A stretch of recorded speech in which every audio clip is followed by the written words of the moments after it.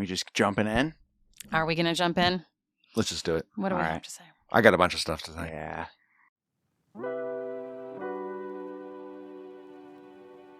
Welcome to Cross Connections, Season 2, Cover to Cover, as we read along with you each week and discuss the Bible from Genesis to Revelation. Cover to Cover is hosted by Rick Morley. Elliot VanHoy. and Natalee Hill. Join us as we discover how these stories connect us to God, to our inner selves, and to one another in a world that tries so hard to disconnect us. Welcome back, folks, and this week we're getting started on the Psalms. It is June, and the Psalms are going to take us through the month of June. So, The Psalms Psalms are a big book. it's a very large Massive. book. It's one of those books that everybody knows it. It's there. It's not biggest. quite in the middle, but it's it's the biggest, isn't Right? it?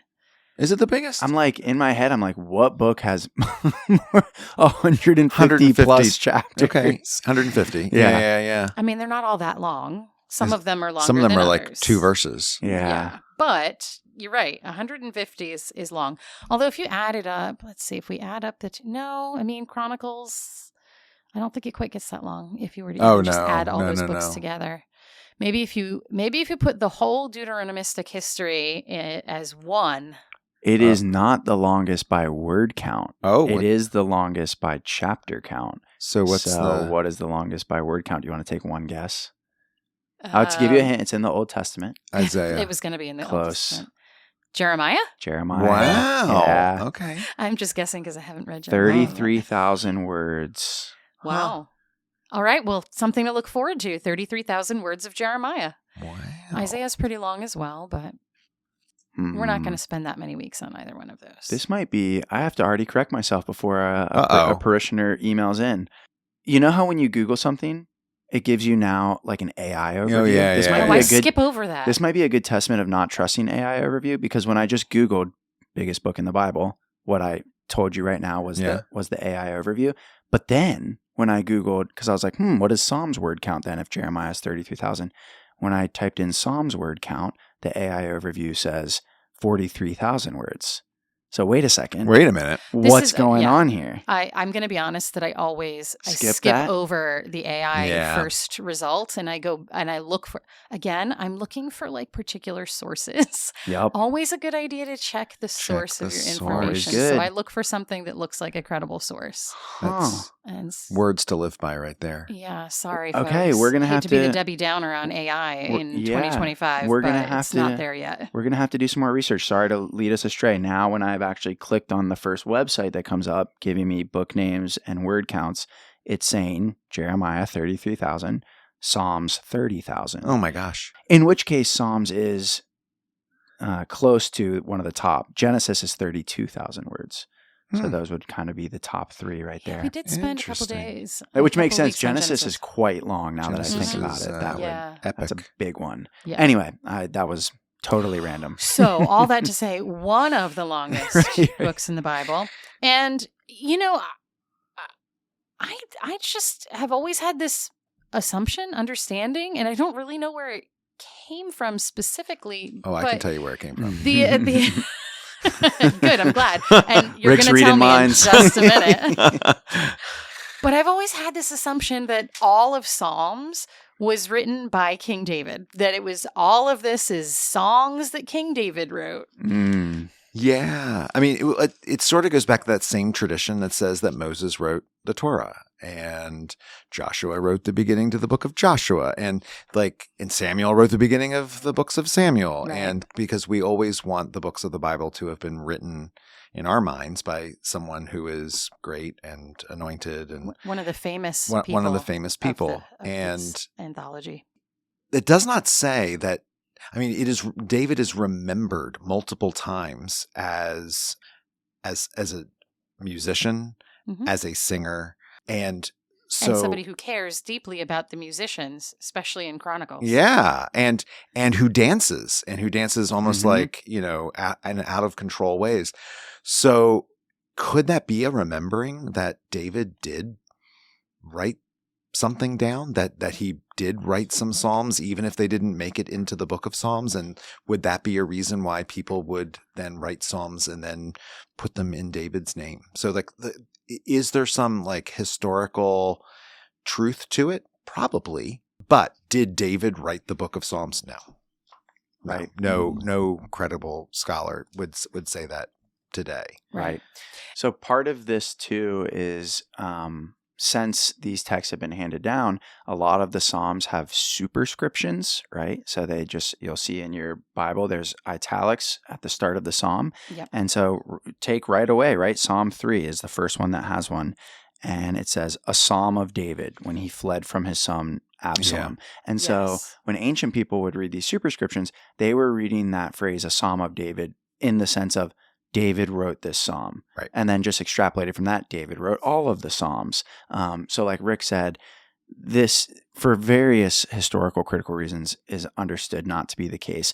But even really simply semantically, grammatically, in the Hebrew, and I'm not going to attempt to explain the Hebrew because I only took 2 semesters of Hebrew, and I certainly do not claim to be an expert in Hebrew. That is far more Hebrew than I ever took. Fair. I'm still, though, as we learned, probably most of our listeners, as we learned in our last podcast, I'm terrible with pronunciation, and you definitely don't want to hear me attempt to pronounce Hebrew because it's very hard to pronounce. But a Psalm of David, even that Hebrew phrase, it's not denoting like. Even what David wrote this psalm. Yes, like that's not the point. That's not right. the point of what it's saying. And so even translating it, a Psalm of David, is really, I was just reading this again this morning, not even the most grammatically precise way to translate that. Like it could be a psalm about David or even a psalm kind of in honor of David. Yeah, you think about modern day songs and how many songs are written kind of imagining the life and the words. Yes, sure. Right. Somebody else. Or you have Gregorian chant, named after Pope Gregory the Great, but he didn't write all of those tunes. Right. Or you have Solomon's temple. Solomon didn't lay a single stone of that temple, right? But it's named after him because, he was part of the genius behind it. And so just because it's a Psalm of David does not mean that David sat down with a pen and a piece of paper and wrote it down. Right. So kind of like in the style of. Yeah. Yes. Yeah. And I think 2 other things, just to look at this from a literary perspective, right? There's 150 Psalms. There's all kinds of settings and things that the Psalms are talking about. And we know from one, the language, the Hebrew, the grammar that's used, the words that are used, and then also some of the settings that it just doesn't make sense to talk about this as having one author. So for example, Psalm 137 talks about sitting down by the waters of Babylon. In exile, right? Like David is long dead. Hundreds of years after David. Right. And then we have other Psalms where the language is a little bit older than that and would have probably happened in that first temple period. We have some that would have happened in the second temple period. Another great example is, and we'll probably talk about this more, a lot of the Psalms, though not all of them, seem to be connected to cultic activity in the temple. Who built the temple? Solomon. Not David. Right. Yep. Right. So a lot of the Psalms are talking about kind of worshipful temple-based activity and even talking about it in a way that assumes this has existed for a while. This is what we do. So it makes no sense to say David wrote that, right? Right. So there's so many angles we can get at this, but just from a historical literary perspective, like Rick said, it probably makes more sense to say, yes, there's some historical inspiration. We have no ability to say David wrote any of these. So Rick, give us our kind of background here on the Psalms. What's the word psalm mean? Which language is it from that we get the word psalm? I actually don't know the answer to that question. I know it because I read. Excellent. Well, I read 2 things. One, just a plug. Introduction to Psalms in our. One, a plug. Like Natalee and I have plugged it multiple times. We both are using this big red Bible called the New Oxford Annotated Bible. It's an NRSV Bible, and it has these wonderful book introductions. And the book introductions will usually talk about kind of the provenance and the date and themes. Another book I want to plug that's really good is this book, The Book of Psalms by Robert Alter. Robert Alter I think he's still alive, is a very, very... One of the great translators. Yeah, like one of the great translators of the Hebrew Bible. He's Jewish. I believe he taught most of his career. He was a professor of Hebrew at the University of California, Berkeley. And so just one of the most respected Hebrew scholars in the entire world, and has a lot of different translations and a lot of good books on the Hebrew Bible. So this is a wonderful book with a wonderful introduction to the book of Psalms. But what you are referencing, Natalee, is that, like we've talked about this in most episodes when we introduce a book, the book of Psalms. And this goes back to our nerdy conversation from what episode? There's some episode that we talked about the Septuagint. Yeah. And then I think it was just the Esther. We did Esther. We did. Yes. Well, it's in the Esther episode, and we went on a long rabbit hole about the Septuagint. We mentioned this one thing very briefly, the Masoretic text. Point being, most of our English names are derived from the Greek translation of the Bible. So Psalms comes from that and means, what does it say in your intro, Natalee, that Psalms means? It says that the word psalm is derived from the Greek psalmos, which translates the Songs, right? Hebrew mizmor. I have no idea if that's pronounced correctly. I'm just doing phoneticking. Yeah, right. These all mean a song recited to the accompaniment of a stringed instrument. Yes. And then the Hebrew name for this book is Praises, which I won't attempt to pronounce the Hebrew word. Maybe, Rick, you're better at that. Good job. Yeah. But that does give it a bit of a different valence for the meaning of what the book is.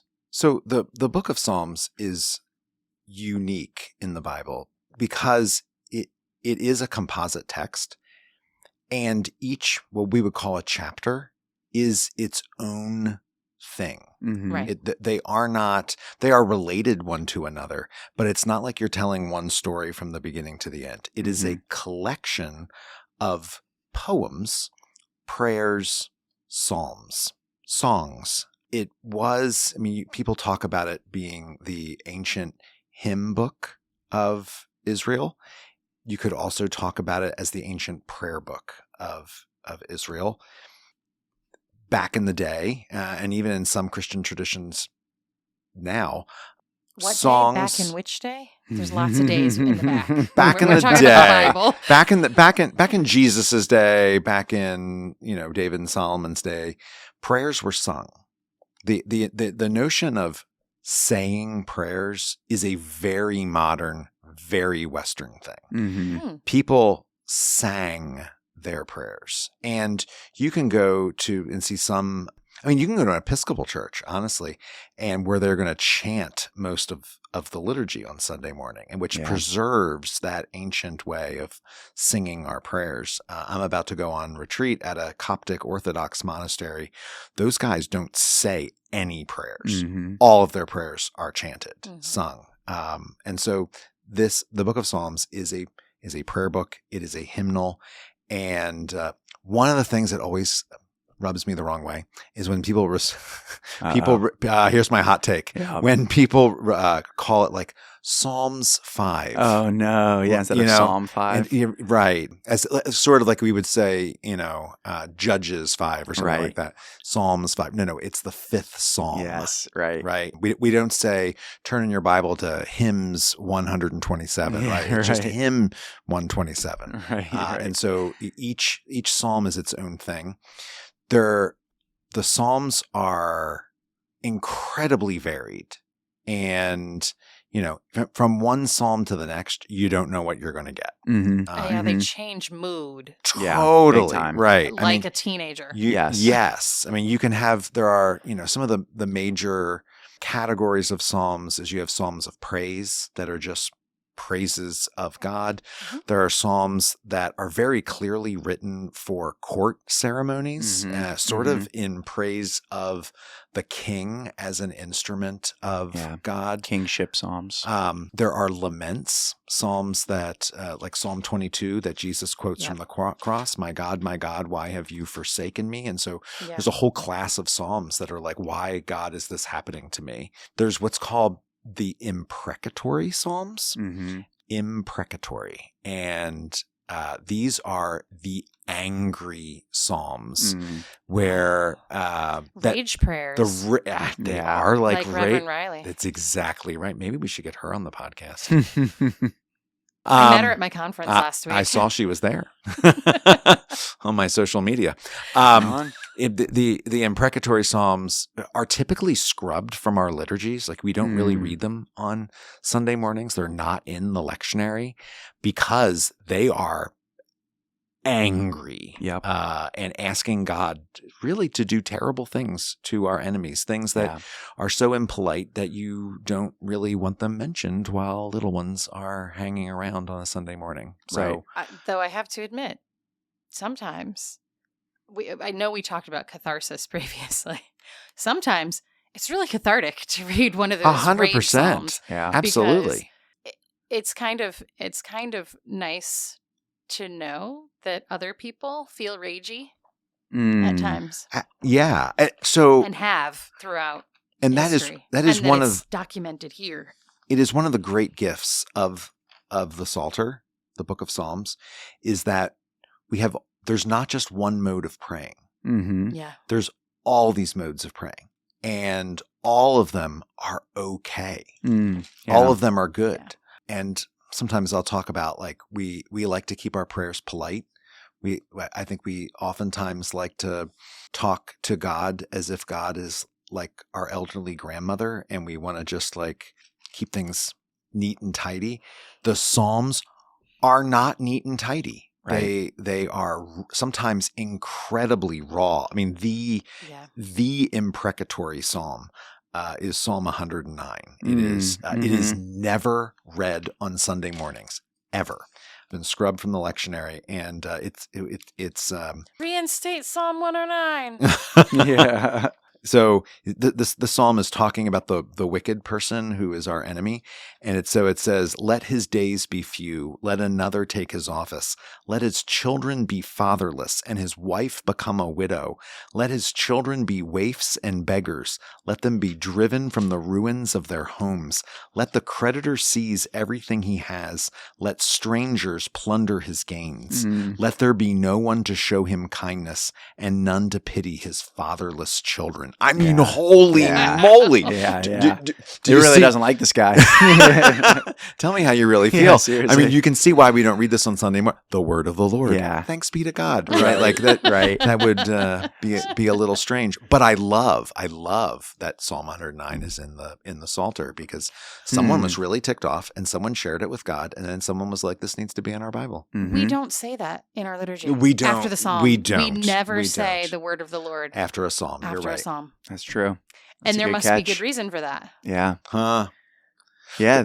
There's also, is it 139? It's one of the ones where it talks about let them dash. 137. 139. Yeah. Let them see, this is the one I actually think is worse than 109. Dash their babies' heads against the rocks. So this is 137, which I already mentioned, which is the one that begins. 109 is the one you meant.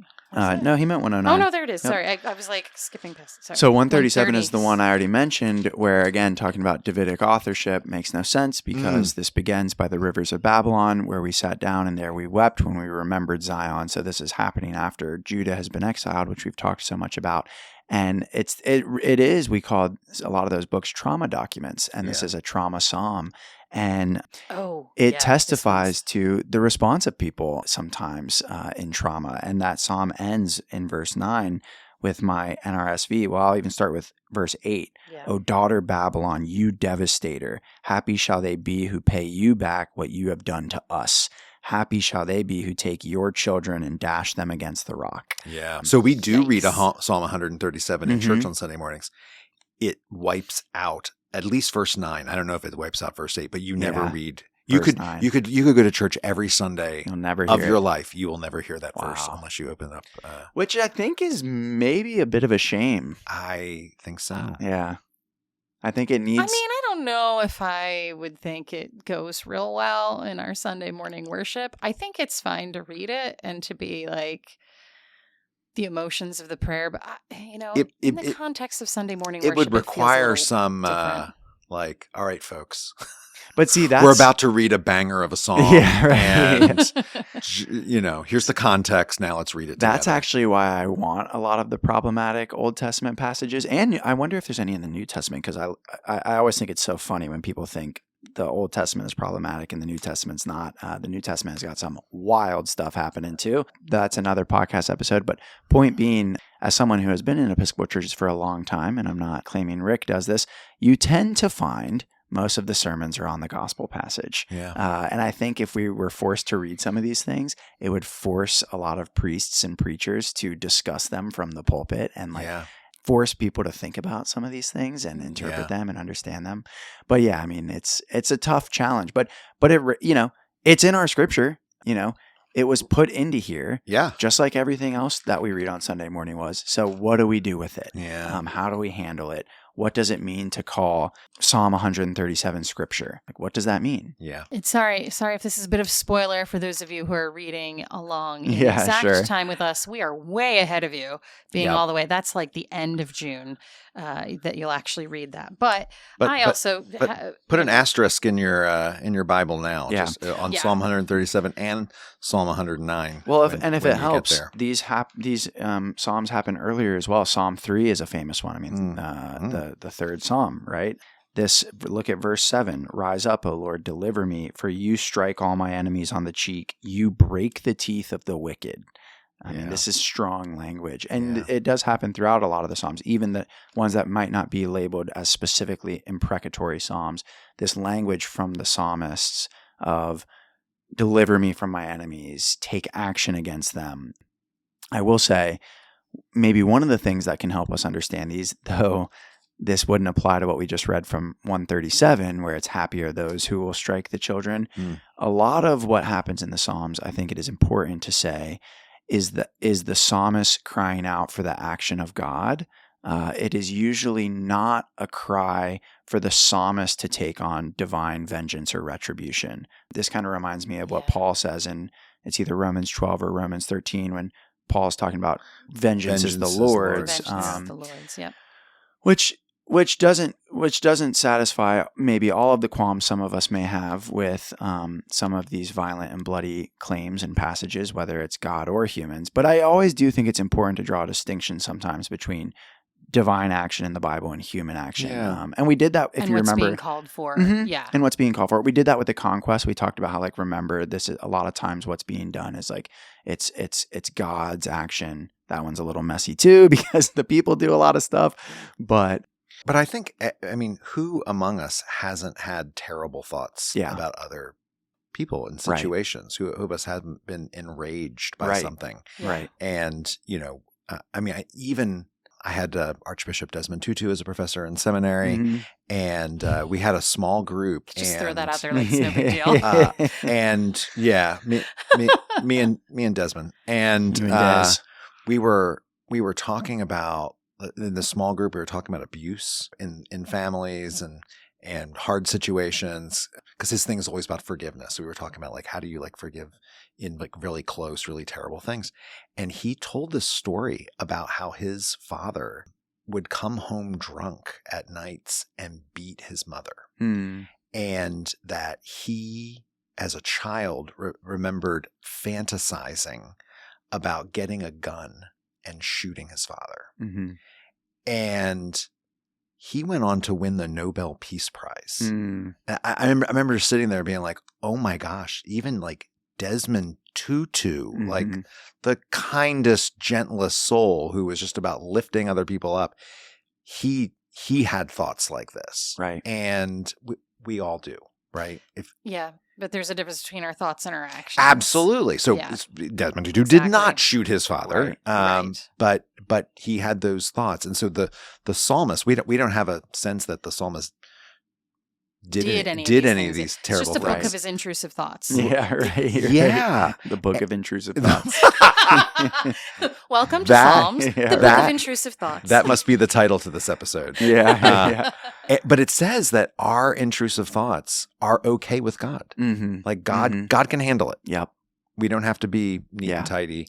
I think that's a great reminder, because so often our prayers to God are somewhat scripted. Totally. Yeah, like you said, neat and clean. Yeah, for neat your and grandma clean. or These and whatever. thous, Yep. you know? Yep. No. Especially as Episcopalians, we love our collects. They're written beautifully. Yeah. But this does kind of give a little more sense to the raw human expression of emotions that happens in life, the real lived concrete life.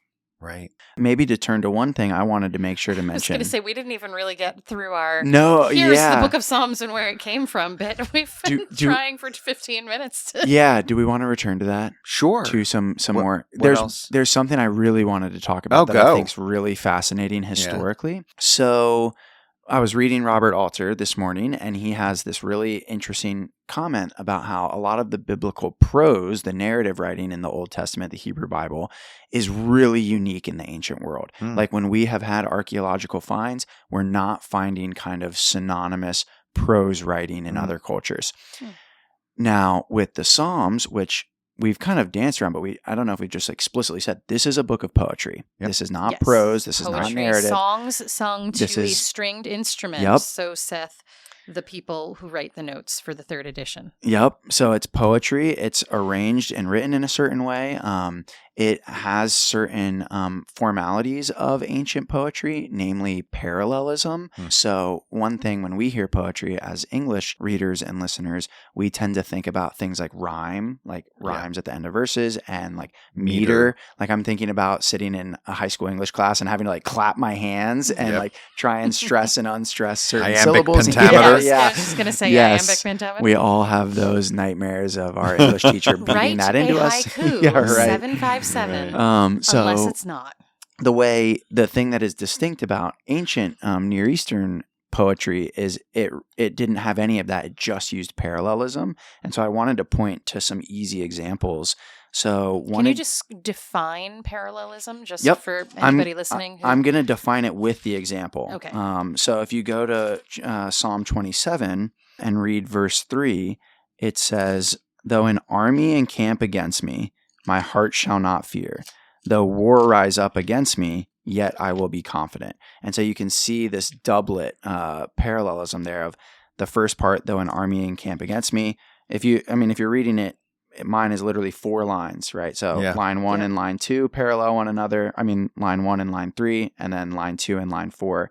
And it kind of just parallels. They parallel each other. That gives it more information. Right. Yep. I think another interesting reinforces kind of a similar point. Yes, absolutely. Another interesting. There was one in verse 24.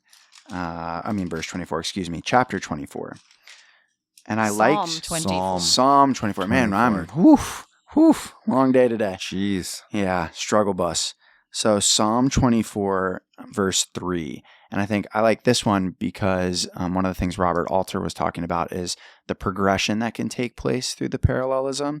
And it's, who shall ascend the hill of the Lord, and who shall stand in his holy place? And so the parallelism there is between ascending the hill, standing in the holy place. But the parallelism Alter wants us to see is this progression of, you can actually envision, this is a psalm of going to the temple, of ascending to Jerusalem. And so you can envision this progression of ascent into standing. And so that's kind of some of the parallelism at play in these psalms. And that's really the main device that's used throughout the psalms. Also, one of the things I wanted to say about it is that whoever compiled these psalms, they're not written in order. They're not compiled in order in they're just sort of jumbled through. There are some themes. There are some psalms of ascent that are all sort of together. There are some psalms of history that are all together. Right. But whoever put them in this order also put them in the form of 5 books. Mm-hmm. And so depending on your translation, it'll say, the end of book 1, beginning of book 2. The psalms that end a book always usually end like amen and amen. Mm-hmm. And what else has 5 books but the Torah? Mm-hmm. And so we have the Torah. And they made it to parallel. Exactly. To parallel. So you have the Torah, which is the book of the law, and this, which is the book of praise, right? And so keeping that same form. Did we mention that earlier, or was there something? No, there was something else that was set up kind of to parallel, right? The 5. Oh, are you books. talking No. about, we talked about the Sermon on the Mount. That's what it was. Yes. When we talked about the It Sermon has on the these Mount, it 5 has the sections that are meant to sections. kind of Oh, mirror yeah. that it's based on the Torah. Yeah. I think 2 things with that, Rick, is really good to mention is Psalms start with the first Psalm, right? Yep. And that's all about the law of the Lord, Yep. Which, reminder, law in Hebrew is just Torah, instruction. So that I always think it's important to recognize that that's the start of this book. Is It's not like, I think we can have this misconception of like, oh, there's all of these laws. Oh, now we're getting to the Psalms. These are so much better. They're poetry. Right. It's this beautiful imagery. But all of this is still connected to this story of God that's been taking place. And a lot of the Psalms are connected to right worship of God, like how to worship God. And my favorite fun fact is the longest Psalm, 119. in the book of Psalms is 119. And it's the longest Psalm because in some sense in some meaningful way, you could say it's the most important Psalm. And it is all about the law of the Lord. And also very cool, one other device that happens in the Psalms is this device called an acrostic, which is a poem that the start of each verse or line is using the Hebrew alphabet. So it moves through the Hebrew alphabet. Like if you were doing it in English, the first line would start with an A, then a B, then a C, then a D. And it's bringing this sense of completion. So that's what happens in Psalm 119. You know what's really fascinating? I was just checking. When are we reading Psalm 119 if we're reading in order here? And interestingly, in Rick's schedule, he's broken Psalm 119 over 3 days. Yeah, it's that long. It's that long. It got broken over 3 days. So you might read it all at once just to have that experience. And let me tell you why.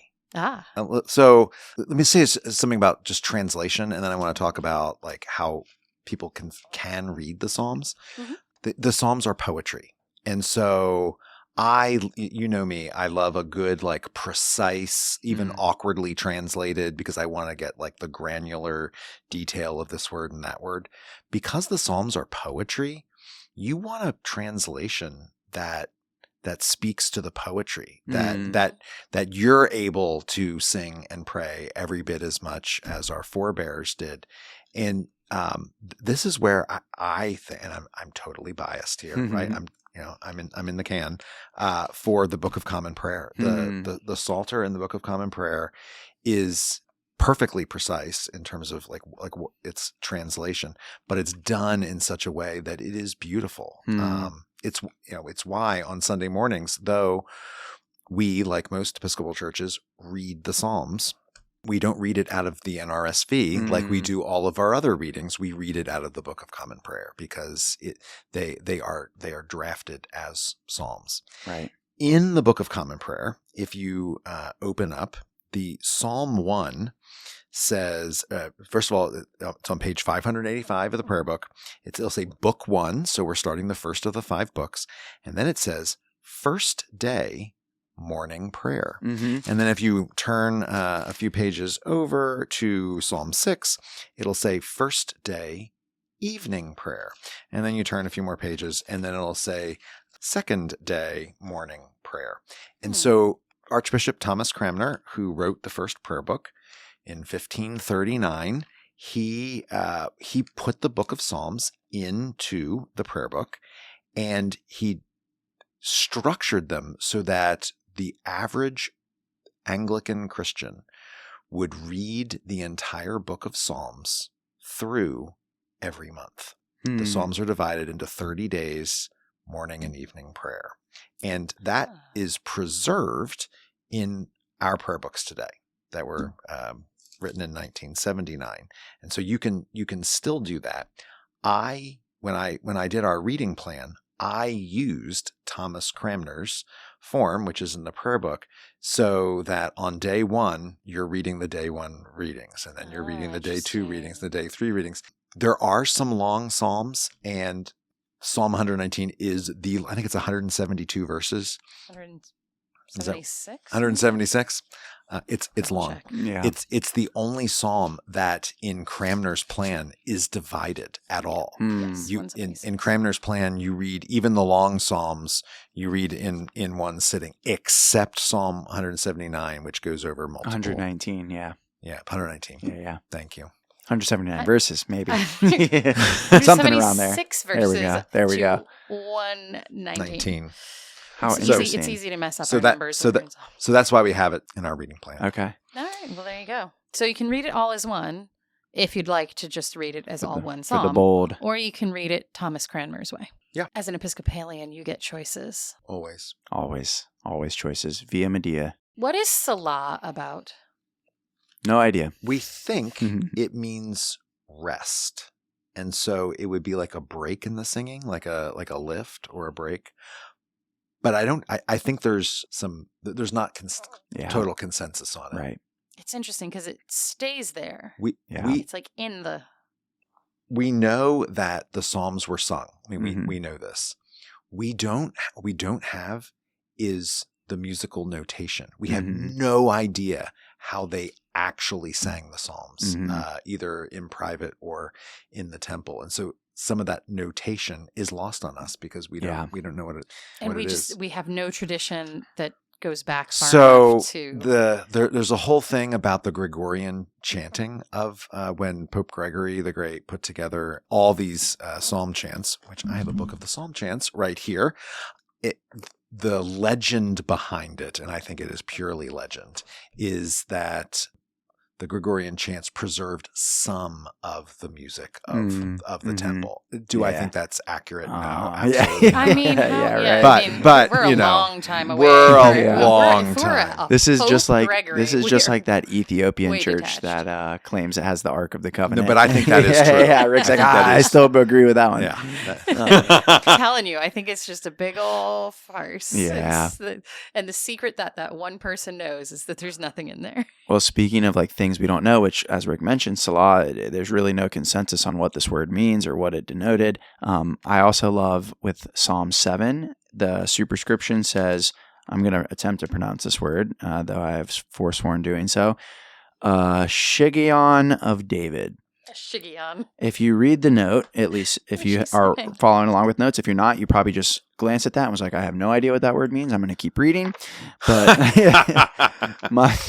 I read it and was like, what the heck is that? I'm so curious. And the first thing I did was looked at my note, and my note says, a shiggaion, a musical term of unknown meaning occurring only here. That's amazing. So it's just like, who knows what that means? Who knows what that referred to? Was it an instrument? Was it? It's a Celtic jig. Was it? Was it like? Yeah, right. I Was don't it know. a That's way what of it sounds like. singing? It's like something So that's the from Ireland or superscription for Wales. Psalm 7. Yes. So here's what my John Goldingay translation says. It says, lament, Mm-hmm. David's, which he sang for Yahweh concerning the Cushite, meaning Sudanese words, the Benjaminite. Mm-hmm. Like super weird. Yeah, strange. David's lament, the Benjaminite. Like what? So here's Robert Alter. Here's Robert what's Alters. He saying? translates it, a David Shiggaion, which he sang to the Lord regarding Cush the Benjaminite. So not too far from the NRSV.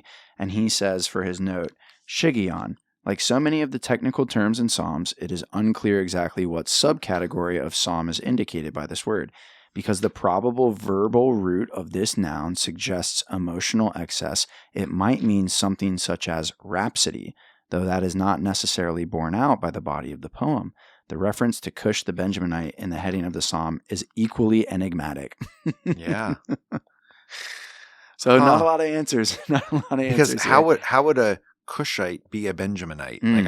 We Yeah. have it's two different nations. Yeah. Two different places on the map. Right. Like Right. super weird. Yeah. Which, yeah, it would seem to be Cush is some guy's name who is a Benjaminite, but like, who is that? Yeah. He's not attested to maybe anywhere else in the Cushite Bible. ancestry Yeah. in this Benjaminite.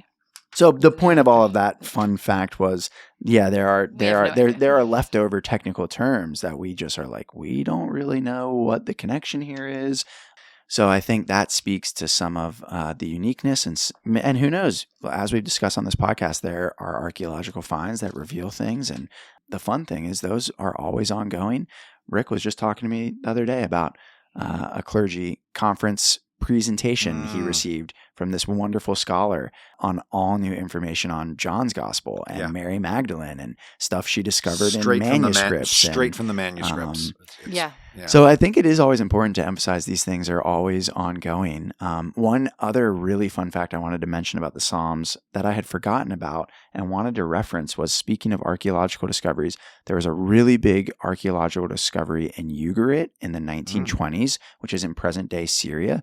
So one of the things that's really ongoing even right now in ancient Near Eastern studies, especially related to the Bible, is like Ugaritic language and Akkadian. Like these are like they're really diving into these and seeing what they might mean for the Bible. But point being, when they discovered a bunch of these cuneiform stone tablets, what they found, and these date back from like 1200 BCE, so significantly older than the Psalms, is that they found poetry. And the poetry they found looked exactly so similar like the Psalms. And like I just said, it is significantly older. So the point being, I think I talked about earlier how a lot of biblical prose we say is very original in the ancient Near East. The Psalms are, not only was it very similar, like the parallelism, the structure, actually so similar that, and Rick has mentioned this in podcasts, ideas and even exact phrases are literally like, basically, if this was handed into a teacher in English class, they'd be like, this is what do they call that? Copycatting. What is the word for that? Why is my brain? Why are all of us plagiarizing? Like, this is so exact that some of it is borderline plagiarized. Rick has talked about how in the Ugaritic Canaanite religion, around Ugarit in the Canaanite religion, I should say, there were these two gods, Baal and El. Baal was the storm god. El was kind of like the head pantheon god. Remember, in fact, when we're reading Genesis, El is a name used for God in Genesis. Right. And if it's in your name, then it's connecting you to God. I believe that was in a recent sermon of Rick's. Oh, okay. I was probably in the family service during that one. I missed it. Yeah, so much so that like Rick has mentioned Baal was this storm god that would like ride the clouds and would calm the waters. And that's imagery that's used of God throughout the Psalms. And then El is this god that it talks about ruling this divine council of lesser gods, also something that is ascribed to God in the Psalms. So just very interesting. And you can also see Psalms throughout the Bible, not just in the book of Psalms. Right. So we found Judges chapter 5, the Song of Moses and the Song of Miriam from Exodus. When we get to the book of Jonah, eventually, the second chapter is an entire psalm. Why don't we call them that? So when we talk about, generally speaking, when and you know, I'm a lay person, so generally speaking, when we're talking about the Bible and these different things, the book of Psalms is where all the Psalms are. Right? And anything else that's poetic, we call it a poem or we call it a song, but we don't call it a psalm in the same way because it's not contained in this little container of 150. Right. I think that's only because people might find it confusing. If you call it a psalm, they'll be like, well, which one is it? But if you understand a psalm as a song sung to strings in praise of God, then any of those things that are songs are in the Old Testament are psalms. We tend to, in New Testament has multiple hymns. We tend to call those hymns. The hymn from Philippians chapter 2 is usually the hymn of Christ. We have the song of Simeon, the song of Zechariah. So we tend not to call them psalms, although they are. I mean, they are in just a different era. Word choice. Right. We're using synonyms. Yeah, I mean, literally synonyms. I love synonyms. I love synonyms. I love synonyms. I love it in apple pie. I want some synonyms in my apple pie. But yeah, like you said, the Greek word psalmoi is just songs, right? Yeah. So any psalm is a psalmoi. Yeah. How would you suggest reading the book of Psalms here as we go through? Because each one is so different and some of them are strange and some of them are really easy to understand. Like, oh, that's a clear psalm of praise. But another one's like, well, what's this about? Do you have any tips or tricks on how to read the Psalms? One tip, and you already mentioned this, Rick, is finding a translation that really speaks to you. There are so many different translations of the book of Psalms. You referenced, you have a whole different translation for your Old Testament called the First Testament, which is maybe worth checking out. I have this one sitting right in front of me, the Book of Psalms by Robert Alter, which I mentioned.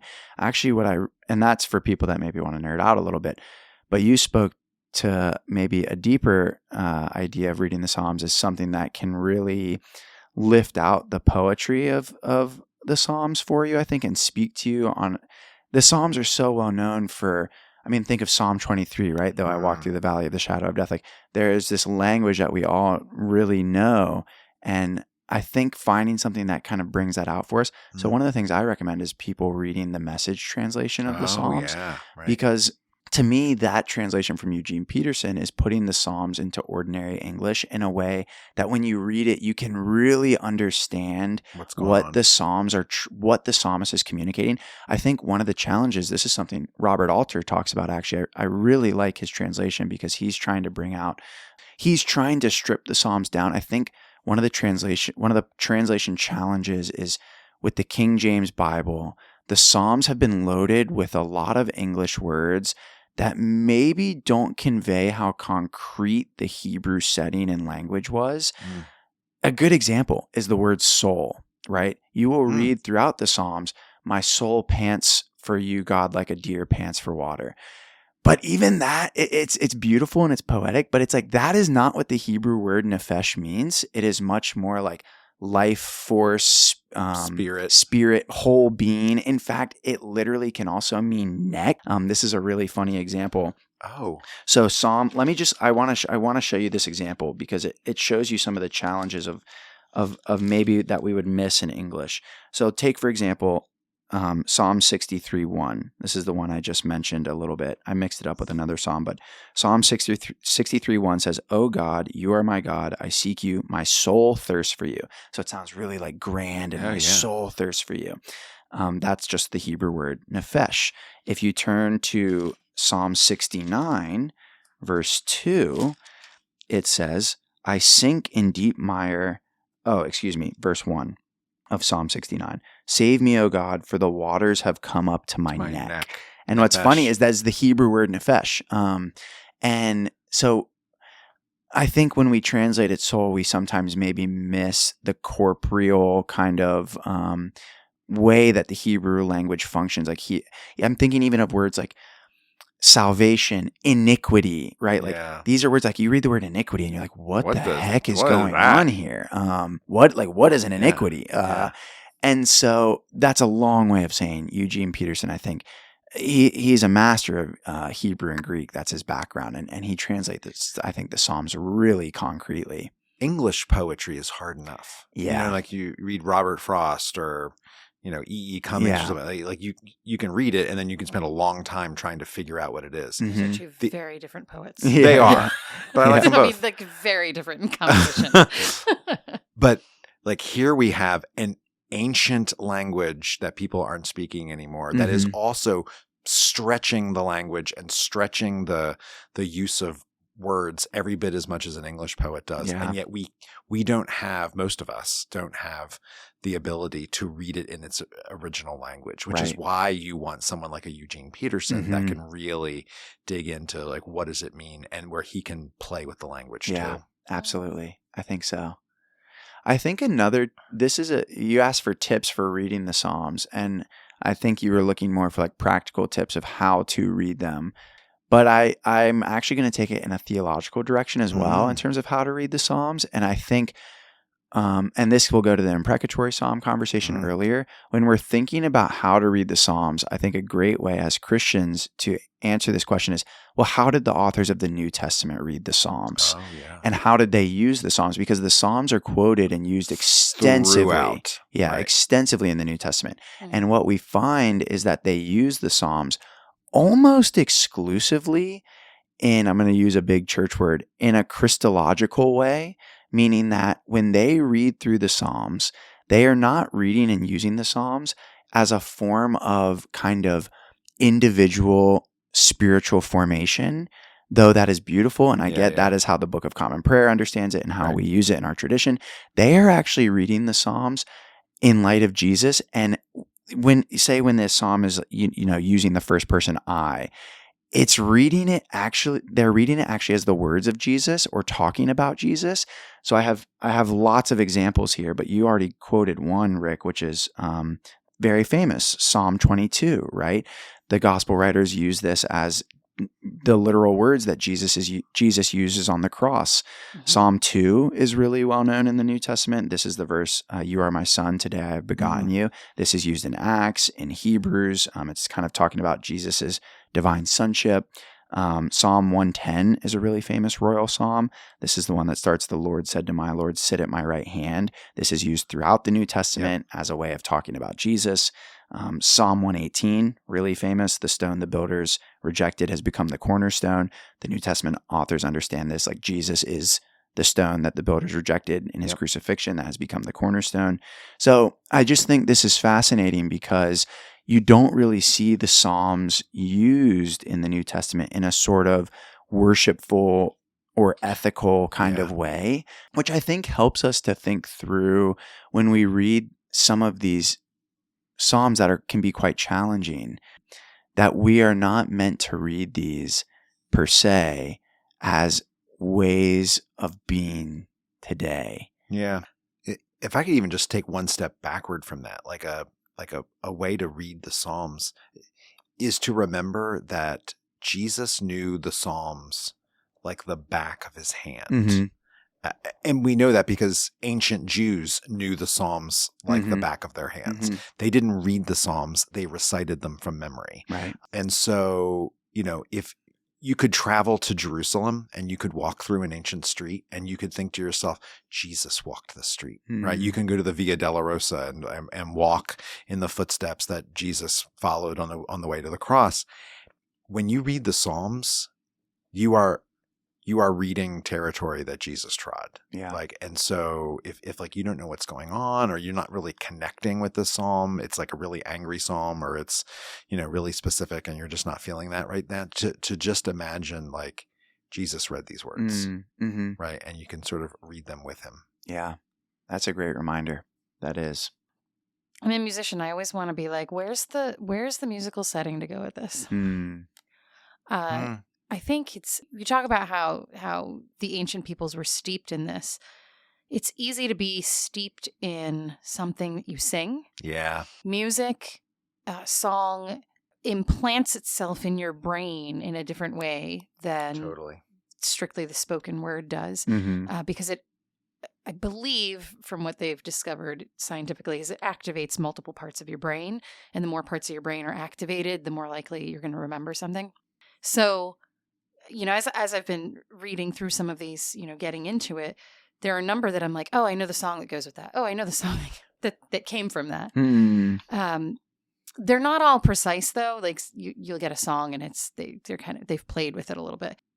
We're hoping to have some people on who can speak to the music of the Psalms.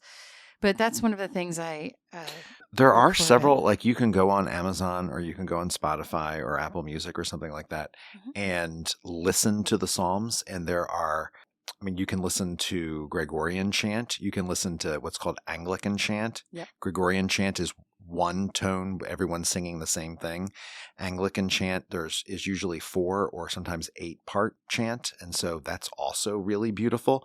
But there are also some really modern settings of the Psalms that are done to music like you would sort of not quite listen to on the radio, but they're a little more meditative than that. But like you can listen to the Psalms. The Psalms are so emotional. Yeah. And because it's not just the words, it's the emotions. I mean, they're songs. That's what they do. The songs they're trying to get at that place. So for me, that's the way that I want to connect in with them.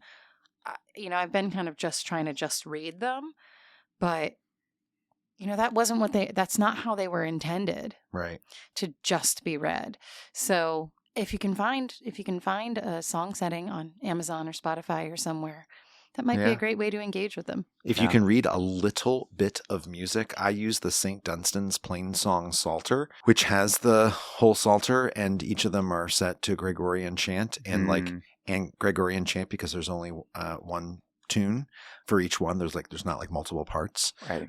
You can just sing it by yourself, and I do sometimes. And there are psalms now, because I've been doing this for a long time, where when I hear the song, I'm like, oh, and like the tune just hits me because I know the tune that goes with that psalm, and it gives me another sense of connection to it. Yeah. I think St. Dunstan just had their Saint Day in March. I mean, not March, May. What month? What month did we just about to say, have? that wouldn't have just happened. Well, depending on when somebody's listening to this, and they could be listening to it at any point in time. Yeah. But yeah, I think St. Dunstan's Day was May. Oh, I'm going to have to look for it again. I'm trying to look it up. Well, we have St. Dunstan to thank for the I don't think he Plain wrote Song this, Psalter. but in the spirit of St. Dunstan. I think they just named it after him. Sort of like the Psalms after David. Yeah. Psalms after David. Well, that's what we've got for our introduction to Psalms for you all.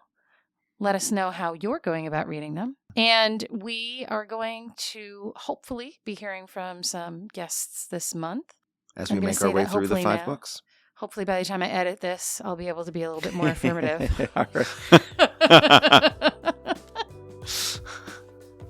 We're being non-committal at the moment. But, we are recording well ahead of time at this point, are. so we're being a little non-committal. Enjoy journeying through the Psalms with us this month, and have a great week. Salah. Salah. Natalie here with an update, as we thought we might have, on the rest of our June with the Psalms. I can now confirm for you that our next 2 episodes on the Psalms will have special guests. So next week on June 11th, our episode will air with our special guest, Elaine Sonnenberg-Whitelock, who is our director of music here at St. David's, talking with us about psalms and music. And then the following Wednesday, June 18th, we will have with us Sister Christina Francis, the Superior of the Society of St. Margaret out of Duxbury, Massachusetts. And we are thrilled to have her to talk with us about the Psalms and the life of her religious order. We look forward to bringing you those episodes coming real soon. Thanks, and have a great week. Thank you for listening to this episode of Cross Connections Cover to Cover. New episodes drop each Wednesday. Please be sure to follow or like us on your favorite podcasting app to find us easily each week, or join us on our email list at stdavidschurch.org/crossconnections. If you have questions for us, you can call us at 484-588-5656 and leave a voicemail with your name, where you're from, and your question or comment. Please note, we may use your recorded voice in an upcoming episode of Cross Connections.